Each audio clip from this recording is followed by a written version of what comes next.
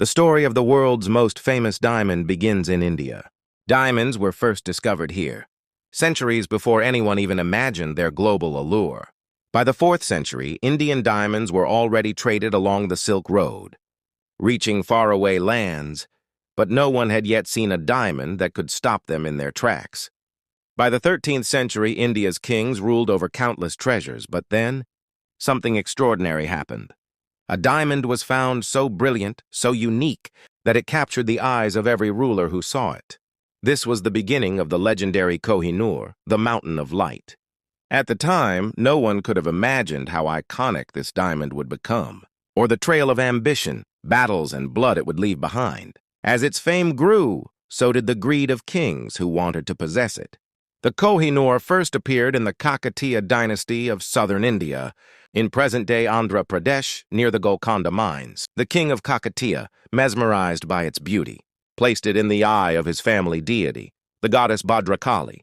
Its legend spread quickly, reaching Delhi and catching the attention of the Sultanate ruler, Alauddin Khilji. Khilji, driven by his ambition to expand his empire into southern India, sent his general Malik Kafur to seize the diamond. And just like that, the Kohinoor left its first kingdom and became part of the Delhi Sultanate's treasury. From one ruler to another, the Kohinoor traveled across India, moving from Alauddin Khilji to the Tughlaq dynasty, then to Malwa, Gwalior, and the Lodi dynasty. Each transition came with wars, betrayals, and shifting powers. Yet the diamond remained unchanged, its brilliance untouched, as if it carried a story no one could fully grasp. By the early 16th century, the diamond caught the attention of Babur, the founder of the Mughal Empire. Babur described a diamond so precious that, in his words, its value could feed the entire world for a day. Yet, even Babur did not know it as Kohinoor. Its name would come later, when Nadir Shah of Persia would finally call it the Mountain of Light. The Kohinoor was no ordinary jewel. It was a symbol of power, a prize of kings, and a witness to centuries of history. But as it traveled from dynasty to dynasty, one thing became clear. Whoever possessed it was destined to face both fortune and misfortune. And this was only the beginning of its journey, one that would take it across continents, through wars, betrayal, and finally into the hands of foreign empires. As the Kohinoor continued its journey, it became more than just a jewel. It became a symbol of power, ambition, and sometimes misfortune. After Babur, the diamond came into the hands of Humayun, the next Mughal emperor. But Humayun's empire was unstable. His brothers rebelled, and eventually the Afghan ruler Sher Shah Suri forced him to flee to Persia. In gratitude for the protection he received, Humayun gifted the Kohinoor to the Persian king Tahmasp I. For the first time, the diamond left India. In Persia, it stayed for a few years before being returned to India, passing through various rulers, including the Ahmadnagar and Golconda kings, who all marveled at its unmatched brilliance. By the mid-17th century, the Kohinoor reached the Mughal court again, this time under Shah Jahan, the emperor famous for building the Taj Mahal. Shah Jahan placed the Kohinoor at the very top of his peacock throne, alongside gold, diamonds, and precious stones. It was the centerpiece, dazzling everyone who gazed upon it. But Shah Jahan's reign ended in tragedy. His son, Aurangzeb, overthrew him, imprisoned Shah Jahan, and claimed the throne and the Kohinoor. Aurangzeb, fascinated by the diamond's radiance, ordered it to be recut to enhance its brilliance. The diamond, once 793 carats, was reduced significantly during this process. Its size became smaller, but its fame only grew. For centuries, the Kohinoor seemed to carry a strange power. Those who possessed it often faced turmoil or downfall. Babur, Humayun, Shah Jahan, each faced battles, loss, and personal struggles, even as the diamond shone brilliantly in their courts. Then, in 1739, everything changed. The Persian ruler Nadir Shah invaded India, attacking the weakened Mughal Empire under Bahadur Shah Zafar's predecessor, Muhammad Shah Rangila. Delhi was looted, and thousands lost their lives in the chaos. Nadir Shah's attention was immediately drawn to the legendary diamond hidden in the emperor's turban. According to legend, When the diamond fell to the ground, its light stunned Nadir Shah. He exclaimed the word Kohinoor, Mountain of Light, and from that moment on, the diamond carried this name forever. Nadir Shah took the Kohinoor with him to Persia, where he kept it close at all times. But history repeated itself. The diamond seemed to bring both power and disaster. Nadir Shah's later years were filled with paranoia, betrayals, and bloodshed, ultimately leading to his assassination by his own guards. After Nadir Shah's death, the diamond was passed to Ahmad Shah Durrani, the Afghan ruler, and from him to his descendants, continuing its perilous journey across empires. Each transition added to the Kohinoor's legend, a diamond that glittered, but also carried a curse. From the thrones of the Mughals to the Persian courts, the Kohinoor had survived wars, betrayals, and countless hands eager to claim its power. But its journey was far from over.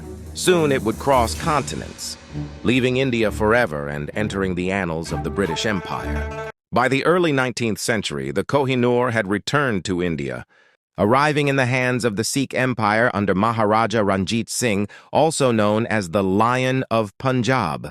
Ranjit Singh treasured the diamond like no other ruler before him. The Kohinoor was more than a jewel.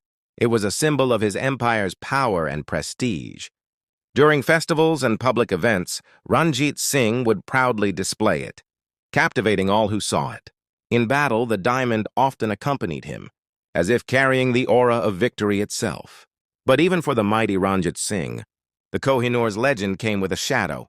By 1839, he fell seriously ill. The great emperor, once unstoppable, was now bedridden, and he began giving away treasures to temples, gurdwaras, and charitable institutions. He wished that the Kohinoor, India's most famous diamond, would one day adorn a temple, but his ministers overruled him. Ranjit Singh passed away on June 27, 1839, leaving behind a fragile empire. His eldest son, Kadak Singh, succeeded him, but he ruled briefly before being poisoned. In the following years, internal strife tore the Sikh Empire apart. Several of Ranjit Singh's sons met untimely deaths, and eventually, the throne passed to the 5-year-old Maharaja Duleep Singh, with his mother, Jind Kaur, as regent. This turmoil gave the British East India Company the perfect opportunity. In 1845, they launched their attack on Punjab. Overwhelmed, the Sikh army was forced to retreat, losing control of key territories. By 1849, the British had captured Lahore Fort, effectively ending the Sikh Empire. It was during this takeover that the Kohinoor changed hands forever. British Governor-General Lord Dalhousie personally took the diamond and ensured it was sent to Queen Victoria. On April 6, 1850, the Kohinoor began its journey to Britain, a voyage fraught with danger. The ship carrying it nearly sank in a fierce storm, but after 3 tense months at sea, it finally arrived safely in London. The British kept the diamond a closely guarded secret. Even the crew on the ship had no idea of the treasure they were transporting. Once in London, the Kohinoor was presented to Queen Victoria, who marveled at its brilliance. But the diamond wasn't yet finished transforming. After public exhibitions drew mixed reactions, the diamond was recut in European style to fit perfectly into the Queen Mother's crown. Its weight was reduced to 105.6 carats, but its brilliance remained unmatched. From then on, the Kohinoor became exclusively associated with British queens, continuing its legacy as a symbol of both beauty and controversy. The diamond that once dazzled kings and emperors across India now belonged to a foreign crown. Its journey, however, was far from over. Even after centuries of travel, battles, and political intrigue, the Kohinoor continues to inspire debates over ownership, colonial history, and cultural heritage. The Kohinoor, once the pride of India, had now been part of the British crown for nearly a century. Worn exclusively by British queens, it adorned crowns, ceremonies, and royal portraits, dazzling audiences worldwide.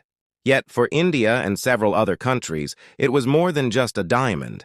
It was a symbol of a lost heritage, a reminder of centuries of conquest and colonialism. After India gained independence in 1947, the Indian government immediately staked a claim to the Kohinoor. Pakistan, Afghanistan, and even Iran also expressed their claims, pointing to the diamond's centuries-long journey through their lands. Each country argued that at different points in history, the Kohinoor had been part of their royal treasuries. Despite repeated appeals, the British government consistently refused to return it. In 1947 and again in 1953, India officially requested the diamond be repatriated, but the British declared it non-negotiable, citing its long-standing presence in the royal collection. Even in the year 2000, when several Indian members of parliament formally petitioned the British government to return the Kohinoor, their efforts were dismissed. Britain maintained that the diamond had changed hands legally under treaties and agreements over centuries, making it part of the British heritage. The controversy did not end there. In 2015, Indian politician Shashi Tharoor criticized Britain at Oxford University for holding on to India's looted treasures, including the Kohinoor. The following year, an NGO filed a petition in India's Supreme Court, demanding that the government take action to bring the diamond home. In court hearings, India argued that the Kohinoor was taken unfairly from the young Sikh Emperor Duleep Singh under duress. However, the British position remained firm. The diamond had been acquired under treaties that were legally recognized at the time. The Supreme Court ultimately sided with Britain's claim, rejecting India's case. Today, the Kohinoor sits in the Queen Mother's crown at the Tower of London, a dazzling gem that continues to fascinate millions. It is a symbol of beauty, power, and the complex history of colonialism. But to India and many historians, the diamond represents more than glitter. It is a reminder of a past empire, a lost legacy, and a question still unresolved. The Kohinoor's story spans centuries: ancient Indian kings, Mughal emperors, Persian conquerors, Afghan rulers, Sikh monarchs, and finally, British royalty. Its journey is a tale of ambition, glory, betrayal, and survival. And while it continues to shine under foreign crowns, its origin and history remain deeply entwined with India.